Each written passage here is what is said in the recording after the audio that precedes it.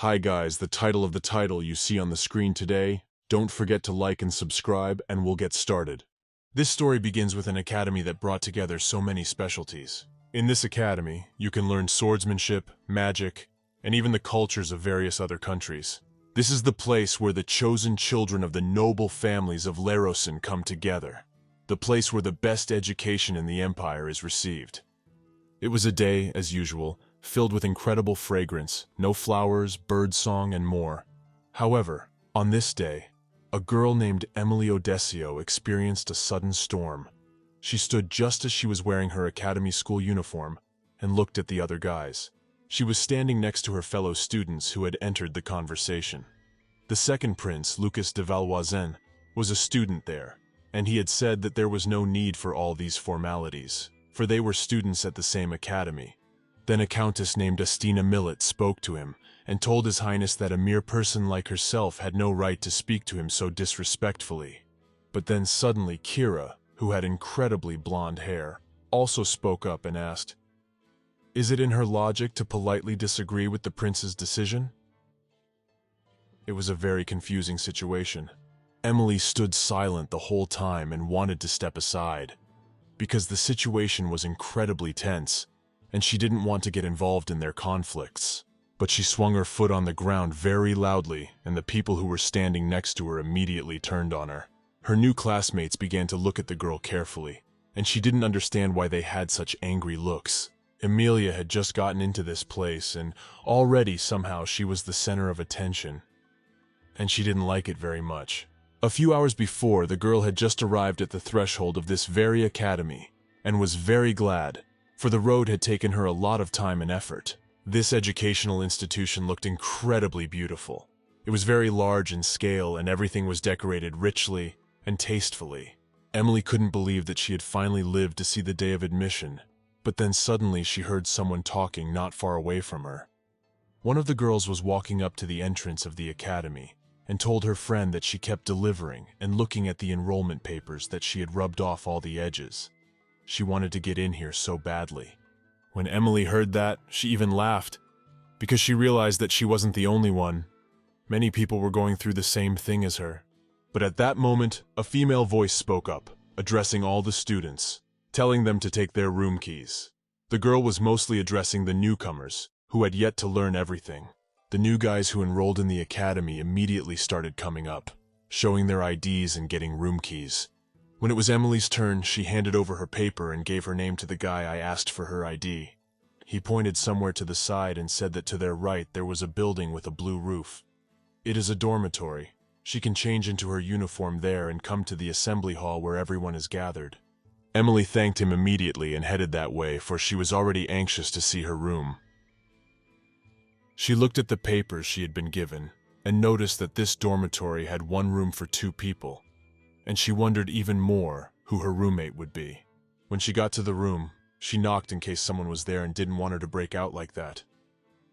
Emily immediately looked around the room and saw 2 large luxurious beds that stood in the corner away from the window, as well as 2 large beautiful desks where she would be doing her homework. She walked over to the large open window and looked out there, and realized that the roommate probably hadn't arrived yet. So she was alone in the room for now. She saw the beautiful view that overlooked the academy and the garden that was located in the dormitory, and thought about her parents, not knowing if they were even okay.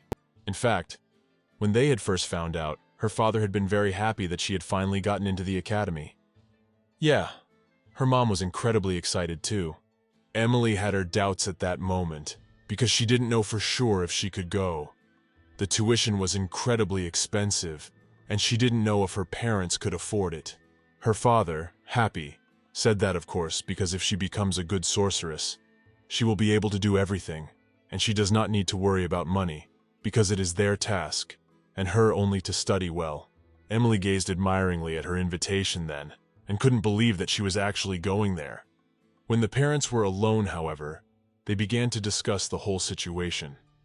Mom said that even one brother's enrollment fee was incredibly huge, and it would be so much easier if they had more opportunities.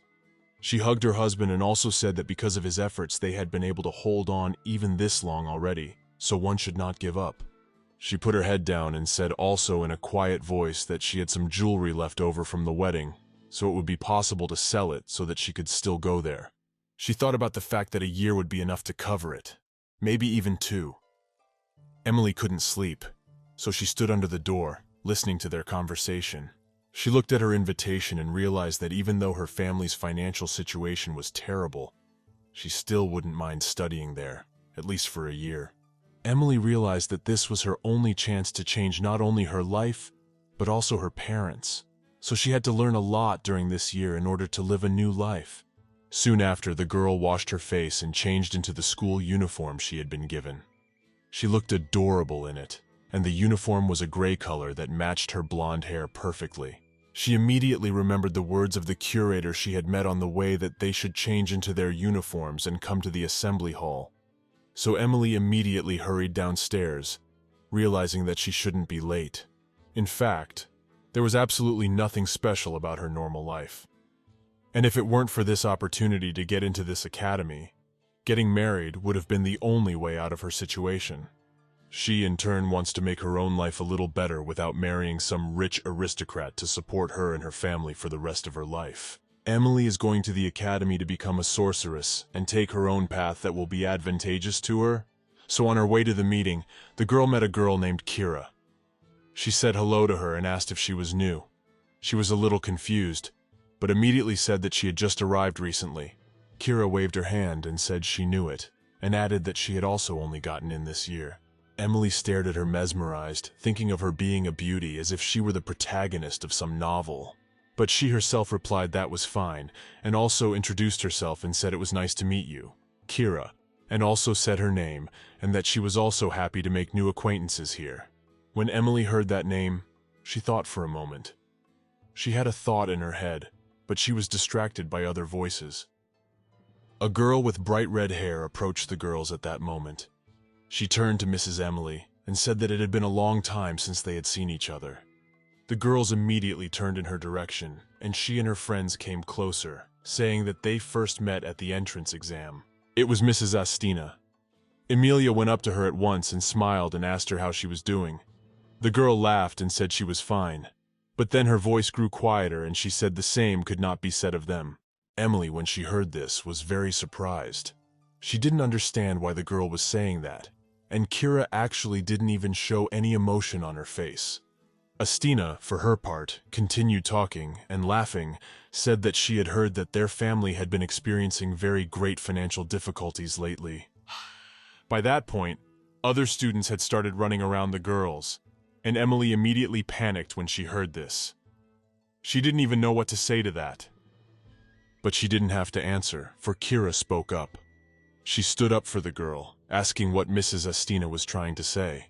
But without waiting for a reply, Kira also said that she was a very easy person to humiliate, but she should surely be aware that any discriminatory remarks were forbidden inside the academy, especially about financial difficulties. When Astina heard this, she was incredibly angry.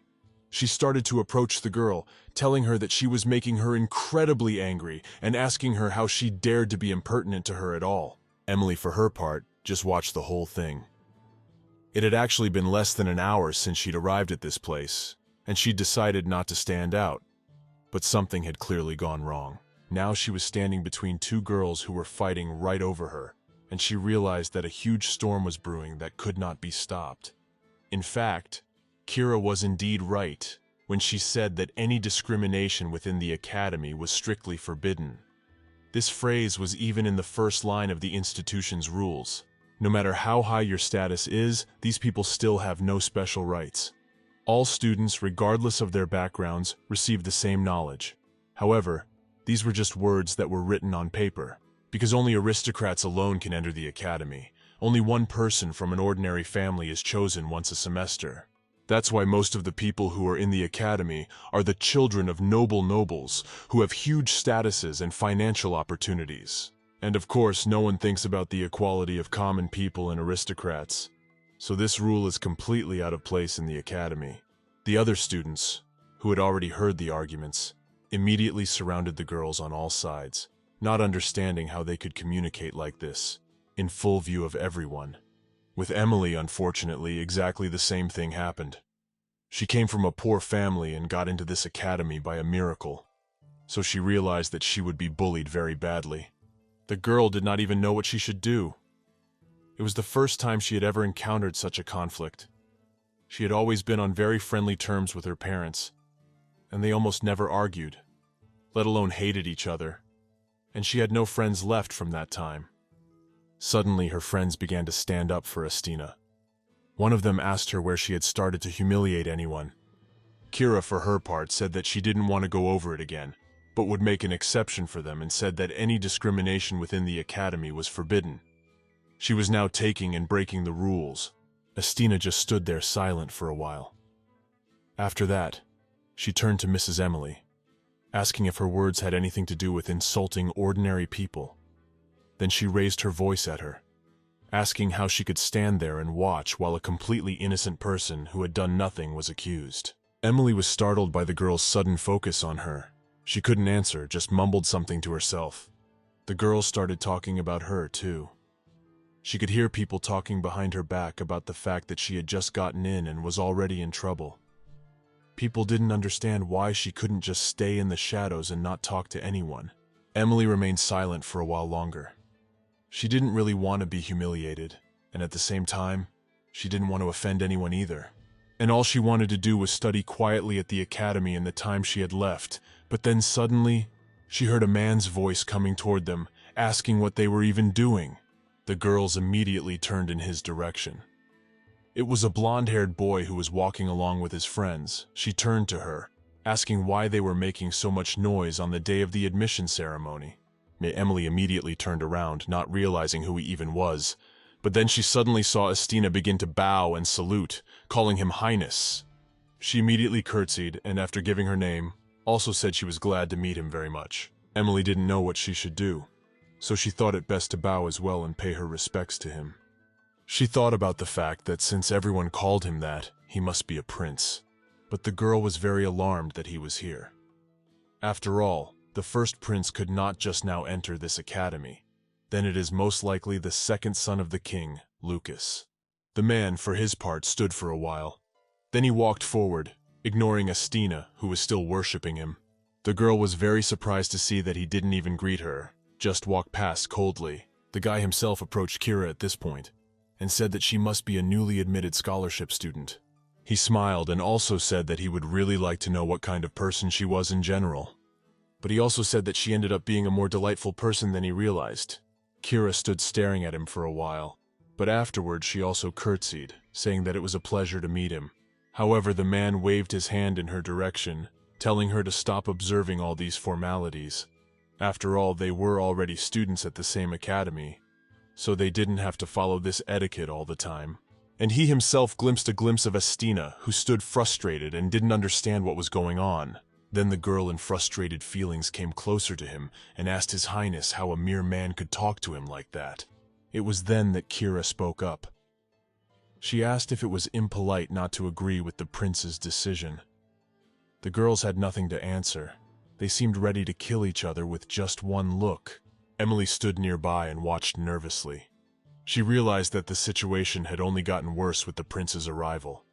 She was about to leave, but at that moment a great storm suddenly started. A huge wind was blowing, and rain was pouring down like a bucket. Emily wanted to fall through the ground. At that moment she thought of some magic spell to cast and then disappear. The girls even wondered if the academy taught such a spell, to be transported to another place in a second. But she also thought that she didn't need any magic to be blown away by the wind because she was a skinny girl. But at that moment, some dark-haired guy suddenly approached her from behind. He addressed Mr. Lucas. Emily immediately turned around to see who it was. She saw a beautiful stranger in front of her, who only passed by without even looking at her. He walked straight up to Lucas, telling him that the admission ceremony would be starting soon, so they needed to take their seats as soon as possible. The boy was a little surprised that it was already time, but said he'd be on his way. Lucas smiled goodbye to Kira and said that he was sorry, loved, because he still wanted to talk together with her. The girl, when she heard that, was very surprised and asked if he really wanted to talk to her. He took her hand and told her that of course he wanted to talk to her.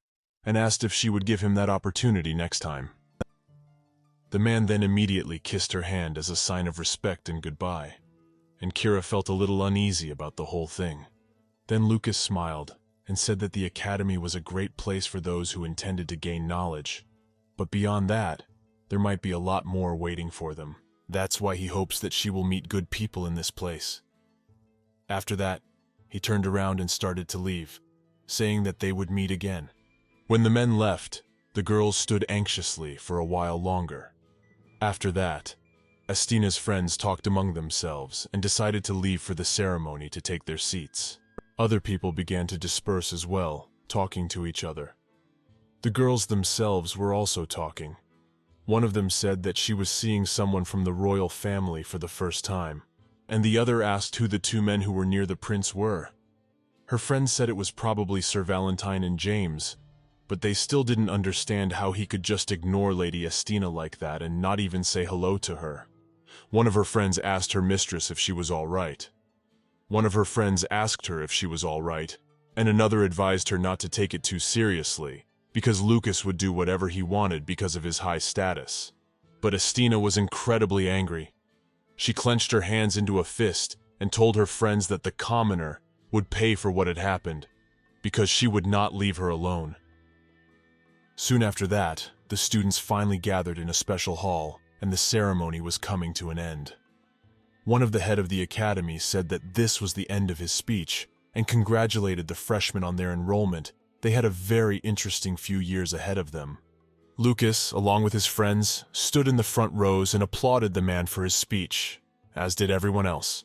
Kira, like many other aristocrats, stood in front and listened attentively, and you could even see the parents of the freshmen on the sides. And Emily in turn stood at the very end, so as not to get into any more trouble, and applauded as well. But she was actually incredibly glad that it was finally over. She didn't know why, but she felt more tired than usual. She thought she would try harder for her goal, but this day seemed to be an exception. When the ceremony was finally over, all the guys started to go to their dormitories. She was just starting to walk toward her room, thinking that she would work hard the next day, but now she needed a good rest. But as soon as Emily opened the door, she didn't even expect this to happen, because she saw Kira standing by the window, who had stood up for her on the street. The girl immediately ran up to her and asked if they were now neighbors, and held her hand up to say hello, jokingly saying that Mistress Emily needed to take care of her. The girl was also happy that they were now neighbors and shook her hand in return, but she herself felt that this would be the beginning of a difficult journey she would have to take. As Emily expected, it was too complicated, so she immediately put together an application to change rooms so as not to cause even more difficulties. And just as the girl was about to take it to the man in charge, she suddenly stopped, hearing someone talking. One of the girls asked the other what would happen if they got Mistress Emily on their side. But the other said that if they actually did that, Astina would just become a laughingstock. In fact, it had been some time since that day, and the prince had started seeing the simpleton often enough without realizing how she had even managed it. The girl was confused. They stood next to their friend and talked about how that place had originally belonged to Lady Astina, of course, and there had even been rumors of their engagement, but in the end, some commoner had taken it and ruined everything. Astina suddenly spoke up, saying that in any case they had to help kick out all the poor people from the academy, because only the worthy should study there, not those who were recruited out of pity. Emily, when she heard this, would not stay in that place any longer. She ran back to her room and never took the statement. Of course, she did not wish to take part in sterilizing anyone and did not want to be involved in a hierarchical struggle, as well as a love triangle. So she walked over to the fire and quickly burned her application. Emily realized that at this point her best option in this situation would be to just stay where she was. And if she made it through the year, she'd be fine. And it's been 2 whole months since then. As Emily was about to enter her dorm room, water suddenly came pouring out of nowhere. She was soaking wet. Kira ran up to her, asking if she was all right. The girl was still in shock at what was happening, but she replied that she had merely touched the doorknob. And suddenly the water from above poured straight down on her. Kira looked at Emily from head to toe and immediately turned sideways. looking for whoever had done that horrible water spell. And at that moment, she saw Astina's dark-haired girlfriend nearby, who suddenly became immediately embarrassed. She turned to Emily and apologized in a trembling voice, saying she was just practicing magic and accidentally miscalculated the power. Kira was suddenly angry. She started to yell, asking if that was really her excuse, because a spell couldn't just appear on a doorknob. Emily stopped her, however, saying that she was fine and things happen. Emily also told Mrs. Kira that she would just change and everything would be fine, and suggested that she go to class first so she wouldn't be late. The girl looked at her in surprise. In fact, she wanted to protect her and wanted to say something to Emily, but she took her hand and said she was fine, so she could go. Even though they wanted to, Kira agreed anyway. Emily in turn started to walk back and felt incredibly cold due to all her clothes getting soaked outside. It wasn't that warm. Then she thought about the fact that if she'd still made that application months ago to be moved to another room, she would have ended up in the same place as Mrs. Sophia. In fact, Mistress Sophia is the daughter of Duke Bons. She can't resist Duchess Milla's orders, and all the time, even if she doesn't like it, she obeys her. And Emily's always getting into trouble for it all. Because of one day, there have been several or even similar incidents, such as food falling on her head, food burning, or someone tripping her and causing her to fall. And the teacher's lounge didn't react in any way to all her complaints. They weren't going to do anything about it anyway, even when Kira reported it. They say that no one in the academy is bothered by the humiliation of ordinary people, and apparently it really was so, because Emily was even able to feel it for herself. So the most important goal for her right now was simply to survive. Soon after, Emily went to the nurse's station to get herself checked out. After all, she must take very careful care of her body. When the girl opened the door, she immediately asked if anyone was there, because she needed cold medicine. Emily immediately realized that because of the strong frostbite and wet clothes, she definitely starts to get sick because she always had a weak immune system.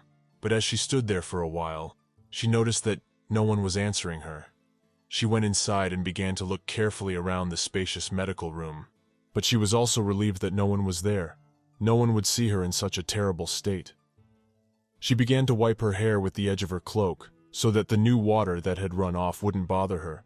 Emily was walking further and further away, when suddenly she heard someone's voice behind her apologizing to her. She immediately turned around and saw the dark-haired boy in front of her. She was so not expecting to see him that she even just stayed silent and stared at him for a while.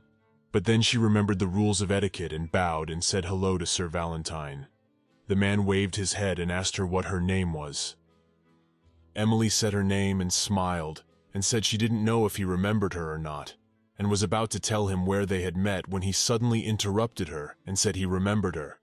Valentine said she had fallen in front of the main entrance to the dining room, got stale bread for lunch, and was fighting off a caterpillar in the garden. He was with Mr. Lucas the whole time, who was passing nearby. When Emily heard all this, she immediately blushed, for she felt ashamed because of situations like this. And she also thought that it would be better if he didn't remember it. When he suddenly said that something else must have happened, because she was soaking wet, Emily immediately remembered standing there and said it was nothing. She just ran into magic before entering the classroom. Suddenly Valentine held out a napkin, telling her to take it and wipe her wet face. But Emily was startled and said she wouldn't do that. The girl said she could not take the napkin from him, but Valentine insisted, saying that it was spring and it was still cool outside, so she might get sick. Emily realized it was no better to resist, so she took it and began to thoroughly wring out her wet hair, which was all tangled up even. And Valentine in turn stood beside her and began to consider her appearance. He noticed that the girl had emerald-colored eyes. He didn't really know, since she was always in Mistress Kira's shadow, so he could never even get a good look at her. But her eyes were like the first petals of spring, just as bright and fresh. But then suddenly he heard some strange sound. When he looked to the side, he saw that it was Emily, accidentally sneezing due to the extreme cold. The girl was immediately embarrassed, and she didn't even turn around, because she wasn't allowed to sneeze right in front of such a noble lord. Valentine himself was also a little shy, because he realized that he had behaved very badly, because he was staring at her stupidly. He decided to break their awkward silence by saying that he had come to get some medicine for the gentleman, but since the doctor wasn't in, he decided to wait a little while. Emily, trembling nervously, said she understood. Then the man said that she must have caught a cold because of the extreme cold. She should go back to the dormitory as soon as possible. Emily immediately remembered why she had come to the nurse's station in the first place, and said she would look for some syrup and go right away. The girl immediately went to one of the shelves that stood nearby, for she thought the syrup was there. However, Valentine, when he saw this, said that the medicine was not there but elsewhere. He immediately went around to the other side of her and took a small tube for her. The guy stepped closer to her and held out a small jar, telling her that this was what she would need. Emily was silent the whole time, staring at him in surprise, not understanding why he was so close, and staring at her without taking his eyes off her. Valentine immediately realized that he was embarrassing her, so he quickly stepped aside, saying that the medicine was in the drawer. The girl was still very surprised, but thanked him for his help. After that, they continued to just stand there in silence. Emily didn't even know what else to say to him. Then she said, smiling, that she would probably be on her way, and asked him, if he waited for the doctor, to tell him that she had taken the syrup. Valentine just stared at her for a while. After that, he said that he would, of course, pass it on, and she needn't worry. Amelia looked at him too, thinking about the fact that the prince was ill, and probably because of that his friend was not in good spirits right now, but bade him farewell. When she was out the door, Valentine stood alone, and for a long time he couldn't stop thinking about her. He kept smiling, imagining her beautiful eyes, and it made him blush. It had never happened to him before. Emily, going to her dorm room, suddenly noticed that she had not given him her handkerchief. But, in fact, it seemed to her that, after such a long winter, it seemed only on this day that spring had finally arrived, even though she was almost sick. Emily immediately quickly went back to her dormitory and changed her clothes, bringing that handkerchief with her. After that, she ran straight to class so she wouldn't miss much. As soon as she entered the classroom, she went straight over to Kira. She heard the teacher say that they would have to form teams of 2 to complete the assignment. Emily whispered to her friend, asking if she had missed anything. Emily whispered to her friend, asking if she had missed anything. The teacher said that each team would have to put magic into a pendant and keep it there. They would have a week to complete the task. In front of the whole class stood the teacher of magic and illusions, namely Liam Karloff. He looked quite young, but he was no less wise. When the students heard the deadline for the assignment, they immediately began to resent it. They said that it was too much for the first lesson, and that it was too difficult an assignment for such a short period of time. But Liam turned to the front rows and asked them to hand out a piece of paper to each of them. Those with matching numbers would form their team. He also asked that the students, after getting their number, sit next to each other. At this point, the girls also got their numbers, but were very disappointed. One had number 6, the other 7. Kira sighed heavily and said that she really wished she was on the same team, and she would have told Emily what to do and how to do it. So she was sorry that their numbers didn't match. The girl looked at her friend and realized that she was still worried about Emily getting doused then, but she, getting up from her seat, said that the girl was right, of course, and if they were together they would get good grades and have a good time, but nothing could be done. Unfortunately, nothing can be changed. Then Emily looked up at her number again and started looking through the crowd to see who would be her partner. She looked up and saw Sophia in front of her, looking at her and greeting her. They sat down next to each other, for their numbers did match after all, and the girl said in a trembling voice that she was really apologizing, for she hadn't meant for things to turn out this way. Emily didn't answer anything to that. She just remained silent for a while, and then asked if Sophia's main power was controlling water. Sophia thought she was going to be scolded, and was very surprised when Emily asked the usual question. So the girl said, "That's right, it's her magical ability and it's quite strong. That's why she couldn't control them that time." In that case, Emily suggested casting a water spell on the pendant. She could add a little wind, and the result would be purified water with luck added. She could definitely use some luck lately, as there were some strange coincidences going on all the time. Sophia immediately thought of all of Emily's failures, and realized that of course she had found out about everything, and that she was the one to blame for it all. The girl felt incredibly ashamed and resentful of herself, but she realized that of course she couldn't help but notice it. In fact, Astina had once said that since her power was water, she would be able to cast a curse. However, her powers were quite weak at the time, and she said that the effect would be minimal. But she had convinced her then, telling her that it would still yield results in the future, so Sophia was now feeling incredibly resentful about the fact that she couldn't do anything about it. She's had such a hard time getting into this place to write some damning letters. However, their family business only holds on with the support of Count Miele, therefore the girls must not fight with Astina under any circumstances. Sophia turned to Emily and smiled, and said that she agreed to do so. She offered to do everything herself and enchant the pendant. When Amelia heard this, she was very surprised and didn't know what to say. She didn't expect her partner to offer to do everything on his own. She looked away, sighed heavily, and thought that if she had been under Astina's influence, she would have behaved the same way. So she understood Sophia and her behavior, but even she didn't expect Sophia to apologize to her. Still, she had no guarantee that it wouldn't happen again. So she didn't need a meaningless apology that might not even be sincere. Amelia didn't look at her partner but sat silently, thinking about the fact that they were apparently very much alike. Soon after, class was finally over, and Kira and Emily headed to the cafeteria for breakfast. She immediately turned to her friend and asked how her assignment was going. The girl also said that she was going to add a sparkler to this pendant so you can attack with it, and that's incredibly cool in her opinion. Emily was really very surprised and said that she was sure that the result would be incredibly cool, so she would get the most positive results from the teacher. She also told Kira that her fire element amazed her, for she had never seen such a thing before. The girl was a little embarrassed, but she thanked her for her kind words. Emily said that she and her partner wanted to cast a water spell. When Kira heard that, she was surprised and asked if her own magic wouldn't work better with the pendant. But then she remembered that Emily had two elements, wind and light. The girl agreed with her but got embarrassed and said that she had very little mana for those. Therefore, they were almost meaningless.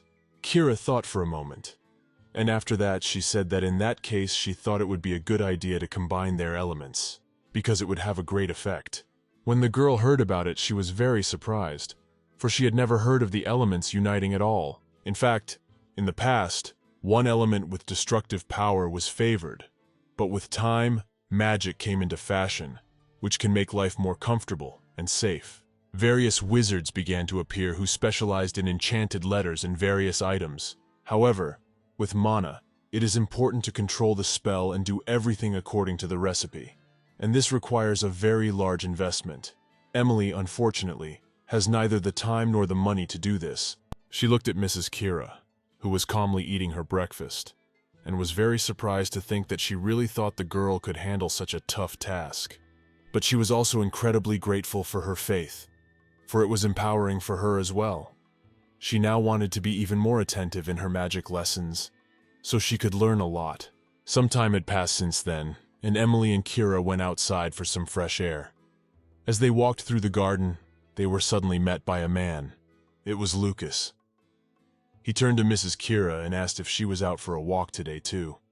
When he came closer to them, he smiled in greeting. The girls bowed at the same time, greeting the second Prince Lucas, but the man was angry, asking why they were following all these formalities again, since he had asked them not to. He corrected the tie on his school uniform, saying that this day they had met was definitely not a coincidence, for he was looking for her. Kira looked at him in surprise, and Lucas said he had a request. The girl immediately wondered what that request would be. Lucas came even closer to her and told her that there was a freshman party coming up in a few days, and he asked if he could accompany her. When Kira and Emily heard this, they were very surprised. They didn't expect him to invite her at all, and the girl stammered, asking if he really wanted to go with her. Lucas didn't say anything, just waved his head with a smile on his face. He bowed to Kira and said that he hoped very much for her favorable answer, for the servants had told him that he was obliged to be there. That's why he decided to invite her so he wouldn't feel so lonely at the event. Emily, when she heard all this, was very surprised. She looked at her friend and at the gentleman with admiration and could not believe that he had really invited her. And then suddenly Lucas turned in her direction and said that he also hoped that Mrs. Emily, as a loyal friend, would also be present with her there. The girl slightly didn't expect such a thing, but told His Highness that she understood. Apparently, she had no choice. Emilia put her head down and said that if it was so necessary, of course she would attend. Lucas smiled and said that was right. She was a great friend, and that impressed him a lot. The girl was very embarrassed, but said it was nothing of the sort, but thanked him for the compliment. In fact, she was very annoyed, because she didn't want to be the center of attention more than anything else. Then Lucas bowed and said that in that case he was leaving and wished the ladies a good day. The girls thanked him immediately, and the men started walking away towards the dormitory. But before they were finally away from each other, Valentine suddenly felt a strong emotion and decided to turn around, looking at Emily goodbye. She also looked back at him. But at that moment she remembered Valentine's oxar cork, which she had carefully washed after that incident. But Emily was also upset, because she had accidentally forgotten it in the dormitory. The man looked at her for a while, and then he wanted to say something, but apparently he changed his mind. He turned around and continued to follow his friends. The girl didn't understand why he reacted that way, and then she thought that he must have wanted to ask for his handkerchief back, and she had forgotten completely about it. Shortly afterwards, Emily returned to her room and saw the handkerchief lying on her desk, and she verified that she had indeed forgotten to bring it with her after all. She also decided that it would be very awkward to just come and give it away, so she decided to give a small gift as a token of her appreciation. But then the girl thought about how it would even look, and she felt too awkward, so she changed her mind about doing it. He would think he was very important to her, since she thought of him and gave him some sort of gift besides. Emily realized how strange it would look, since he is the famous Marquis Valentine and she is just the daughter of a poor viscount. So it didn't make any sense. And besides, his appearance was like a beautiful ornamental tree. You just want to water it. And on the day they met, he was incredibly beautiful. Emily pondered this for a while longer, but then she remembered the event she was supposed to go to very soon. And that's when she started to worry about other things. She didn't know what to wear to the event. After all, she only had 2 dresses in her assortment, and that's a small selection. Actually, one dress was quite beautiful. It was recently bought, so it's still in fashion, but she's had the old one for a long time.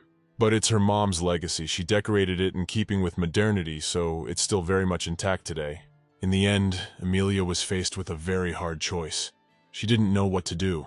For a while she just thought.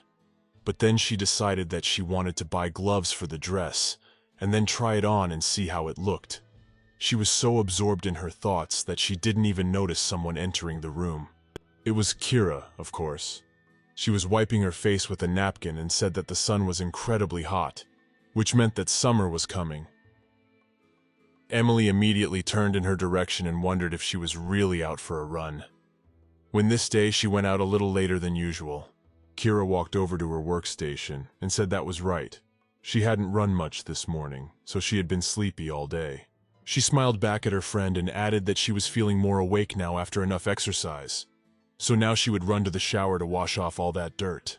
Emily walked over to the windows at this point and closed them so as not to embarrass her friend. She smiled, thinking that her friend was a hard worker after all. Some time had passed since then, and Emily was sitting at her desk writing something on paper. Kira had finished taking a bath by then. She walked over to her friend and asked if this was an application for training, and asked what other subjects she was going to choose. The girl smiled back at her and said that her words during lunch had inspired her a lot. That was why she wanted to take a training course in everyday magic. In addition, she asked Kira if she was interested in it too, but her friend sat down on the bed and said not at all, for it didn't bother her in any way at all. When Emily heard these words, she was very surprised and wondered if it was true, for she really thought she was interested. But Kira replied that she was attracted to more powerful magic, not everyday magic. She wasn't as interested in studying, for example, various powerful spells. She said she was more interested in the specifics of attack spells, and if possible, she even wanted to become a professional. Emily was very surprised, for she had never heard of the attack before, and Kira said it was a great power and could protect her. In fact, she thought it was odd that in their day, someone would want to become a warlock and practice killing magic. She thought it was unusual. Emily could even clearly picture Kira becoming vicious and starting to take revenge on everyone using her greatest powers and abilities, but she quickly pushed those thoughts away, realizing that it would only make things worse. And then she shifted her gaze to the paper, deciding she'd rather focus on her business. But at this moment, she suddenly noticed Liam's illusion magic teacher's name and was very surprised by it. Emily had heard that he had started teaching magic at a young age due to his good skills, but had only had 2 lessons with them, and it turned out he was more outstanding than she had thought. Emily admired him, so she wanted to live up to that status. Some time passed, and Emily spent all her free time trying to meet Sir Valentine by chance. But it was no use. She always carried his handkerchief with her and could never meet him alone. Of course she saw him, but she wanted to meet him alone, where there were no strangers. She would also like to meet him not in the dorms or on campus because they are in different courses and he is always with the prince, which annoys her. And at lunchtime there were usually too many people in the garden. If she just walked up to him, everyone would stare at them and make up their own minds. Because of her naivety, people will start spreading stupid rumors that won't be true, and Emily doesn't want to be the center of attention. It annoys her how hard it is to just give a person back a handkerchief. She remembered that she needed to apply for more courses. So she soon came to one of the teachers, who asked her to just leave it in the room. Emily went inside immediately and saw a huge, spacious office. She hadn't even realized there was such an incredibly quiet place near the professor's office.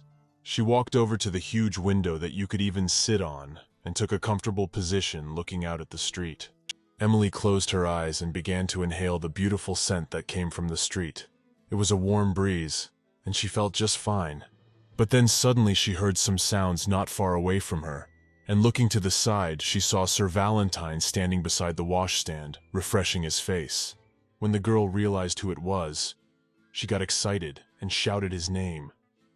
When she saw him looking at her, she thought she must have done it too loudly, and she felt embarrassed. Despite this, Valentine realized that she had called for him, and with quick steps he approached her. His tie was slightly down, and he was a little wet from being called so abruptly. When he got very close, Emily smiled and said hello to him, and he said hello to her in return. They stood silent for a while, until Valentine was about to say something, but then Emily remembered the leash she had to give him, and started to reach for it. Emily then handed the handkerchief to the man and said that he had lent it to her after all, and thanked him again for his help last time. Valentine was a little upset to see the item, but still thanked Emily for returning the handkerchief, and said he was always happy to help. When the girl took a closer look at his appearance, she noticed that his eyes were like a maelstrom, incredibly beautiful, but at the same time sad. Their gazes met, and then Valentine jumped over the windowsill in one motion and was beside Emily, while she took a few steps back. The girl looked at him in surprise, and assumed that he had done it to make it more convenient for him to pick up the handkerchief. So she brought her hand closer. Then she felt discomfort and began to remove her hand, and Valentine grabbed the handkerchief and thanked her, noting that she was very kind. Emily was surprised at those words, but said she had to thank him. She felt uncomfortable, so she quickly removed her hand and said she had to leave. But then Valentine asked her to wait. She wasn't going to stop and ran toward the exit, and Valentine watched her walk away in surprise. Emily thought Valentine was incredibly handsome, and she found it hard to be around him, hoping she hadn't interrupted their conversation too abruptly. So just to be sure, she looked at Valentine again before she left, but quickly turned back when she saw that he was watching her intently. The man, in turn, lowered his gaze sadly and looked at the handkerchief again. He thought of this girl, whom he could not even be near because of the feelings that arose in him. This was the first time this had happened to him. He thought she was just Kira's friend to him, but when she talks to him, stands next to him, or even just looks at him, he gets so many feelings, emotions that he had never experienced before. Valentine turned sharply in the other direction and clenched the handkerchief hard in his fist, not realizing what was even happening to him and how to get rid of it. Afterwards, he walked out of that building, saw him being approached by a friend who asked if he had been there all along. Valentine went right up to him and said nothing. The boy, in turn, said that he looked insanely gorgeous and wondered why he was so beautiful, even when he was wet. His friend said that his knees buckled when he looked into his beautiful eyes. Valentine, of course, wouldn't listen and said that it was all nonsense. They stood for a while. Then the guy asked if they were going to class, but then he suddenly saw that Valentine was dripping water and asked if he didn't have a handkerchief and asked if he could borrow one. Valentine, in turn, pointed to the hand in which he held the handkerchief. Valentine, in turn, pointed to the handkerchief he was holding, but the man made no reply. He just put the handkerchief in his pocket. When the guy saw this, he was shocked and asked if he wanted to intentionally walk around wet when he had this thing to take away all the unnecessary drops. Then all of a sudden he laughed and said that everyone takes a sword and then looks at his face and freezes, missing a blow. Pretty soon the service would be opened, and it was too much. So he held out his handkerchief to him, for the lad to wipe himself after all, and not traumatize people with his beauty. He quickly took his handkerchief and started wiping his face. When my friend saw this, he was shocked and indignantly said that he could have used his own. But Valentine, when he had finished doing his business, gave him the handkerchief.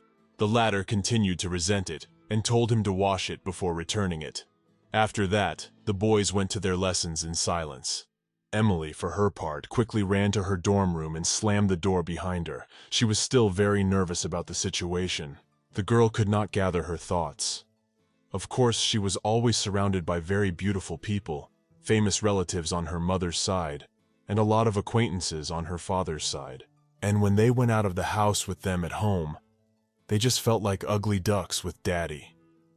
They always said, of course, that she was an incredibly beautiful girl and very sweet. But Emily realized that, of course, they were only saying that out of politeness. How she had thought until now that she was used to beautiful people being everywhere. And she's a little different, but she doesn't understand why she's so embarrassed to see Valentine. I wish she wasn't such a swamp frog, in order to not stand out too much from all the other people. Because even her friend she found is also incredibly beautiful. And when she comes face to face with a handsome man, her head is filled with horrible thoughts, like that his looks are everything in this world. But at that moment, Emile was suddenly distracted from her thoughts by a knock at the door. She was very surprised, not realizing who could have come to see her at this hour, and immediately asked, "Who is it?" They were the maids who worked in the dormitory. They greeted Emily, saying that His Highness had sent a gift for her. The girl wondered if it was a mistake, but the maids said that this was what they had been asked to convey, and inquired whether they could come in. The girl at once replied that of course they could come in. Then the maids brought several huge boxes into her room, in which it was not clear what was in them. Emily was very surprised to think that they did it rather quickly, but knew that they were His Highness's maids after all, so they were trained to do it. When the maids left, Emily walked closer and saw that it was, after all, His Highness's dress for Kira. That surprised her a little. But then she saw another letter at the top of it, shining brightly. Well, when she opened it, she saw that it was from the teacher's lounge. Emily immediately thought about the fact that she hadn't done anything wrong, but she didn't understand why it had come to her all of a sudden. Before she even reached the end of the letter, she saw that the sender was Liam Karloff. Then she glimpsed the letter and was very excited, for she had been given permission in her lesson in everyday magic. The girl was ready to jump on the spot, and she also learned that she could attend from the next day onwards. She was certainly not ready for it yet, but she was already looking forward to it. Emily immediately started thinking about the fact that she was going to have to buy gloves and textbooks for this course this weekend. But at that moment, someone suddenly walked into her room, and it was Kira. She saw all these boxes that were standing at her side and asked what they were. Emily immediately turned in her direction and said hello to Kira. The girl was still impressed and wondered, why do they need such big boxes in the middle of the room? Emilia replied that they were addressed for her. The second prince sent and asked that Kira open them quickly, for she was anxious to see what was in them. Kira immediately opened the box and saw many different things. The first was a beautiful dress, then jewelry, shoes, and even gloves. The girls were silent for a while when they saw it all. And then Emily said in surprise that there was so much and it was so beautiful and expensive. Kira was very surprised at that and said that it was really true. Emily saw her look upset. So she took the tiara and put it on her head and asked, "Why is she so nervous all of a sudden, since it looks so good on her?" Kira suddenly laughed and asked, "Does she really think so?" The girls spent some more time trying on tiaras and different outfits that they didn't even notice the time had passed. When evening came, Emily lay in her bed, unable to sleep. It was the excitement, she supposed, because it was the first time she'd ever seen so much jewelry with her own eyes. The girl rolled over to her other side and started to look at Kira, who was sleeping peacefully already, and thought about the fact that maybe she and Lucas were even dating already. Of course, she wouldn't want to be involved in this, but she's curious nonetheless. Emily could certainly ask directly, but when they're together, they look like they're the main characters in a fairy tale. However, in this story, the villain is of course played by Estina, who is always trying to get in someone's way and can't live her life in peace. Emily turned closer to the wall and thought about the fact that the reality she was living in was not a fairy tale. So she should stop thinking about it and get some sleep. The next morning, the girl quickly got ready and started to leave for her first class. She was yawning all the time because she hadn't slept well. The lessons were early, too. At that moment, as she passed by the window, she suddenly saw someone running by. When she looked out, she saw that it was Kira, and was very surprised that the girl was even playing sports that day. This really inspired Emily, so she immediately ran to the classroom, thinking that she wanted to try her best too. When Emily walked into the office, she saw a surprised Sophia, who thought it was some kind of déjà vu. The girl immediately said hello to the frightened Sophia and sat down next to her.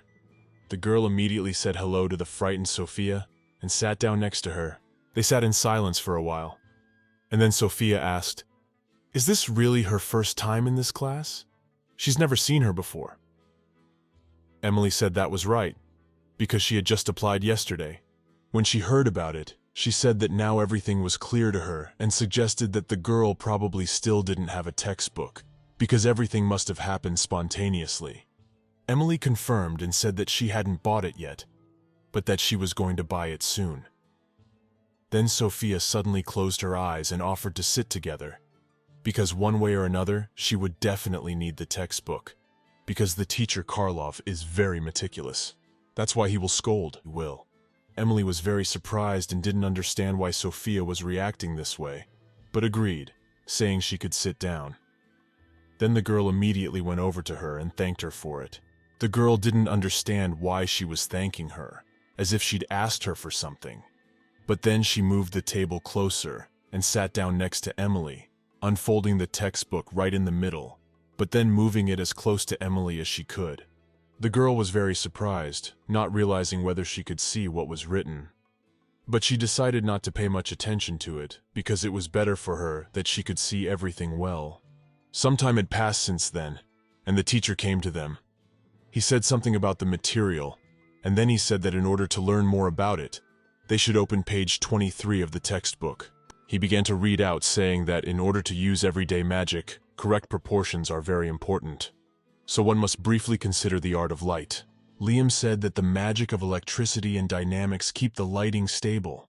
The element of air regulates the light and brightness of the lighting in a certain ratio. Naturally, the proportion is different for each magician, and the information is kept secret. They even create their own brand soon. The teacher said that in this lesson, they would learn what was necessary to learn how to control magic, portion by portion. Mana power didn't really matter much for that, so everybody can do it. After that, the teacher also began to explain a lot of things, and Emily listened attentively and wrote down a lot of things, because she was really interested to know more about it. Some time had passed since then, and the man slammed the book shut, saying that in the next lesson, they would learn how to control their mana already, and that was the end of the lesson. The other students immediately began to pack up and leave, and Emily was still sitting at her desk and was just thrilled. She hadn't really expected this class to be much more interesting than all the others. Emily then turned to Sophia, who had been asleep at her desk the whole time, and thanked her for the textbook. She yawned and asked if the lesson was already over. She laughed nervously and said that the class had been very difficult earlier. Emily didn't react to that, but she realized for herself why Sophia had just handed her the textbook so calmly. But as she packed up her things and was about to leave, Sophia suddenly stopped her and wanted to say something.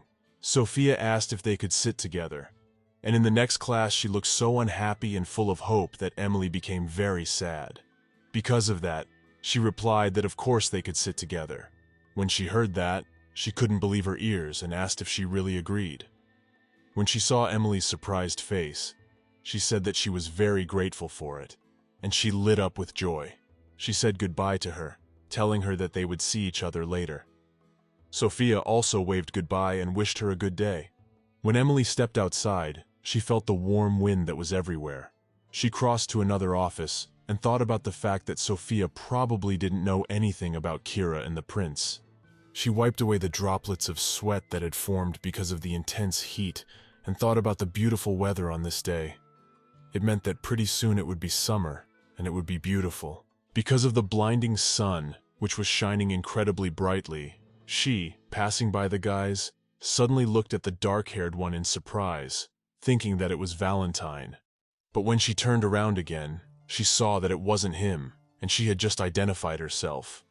But he did look incredibly like him, and she had just gotten confused. After that, Emily went the other way and talked to one of her classmates, Valentine, who was standing nearby, watching intently. But then a friend came up to him, asking why he hadn't been himself all day. Suddenly he asked, "Did he do something wrong?"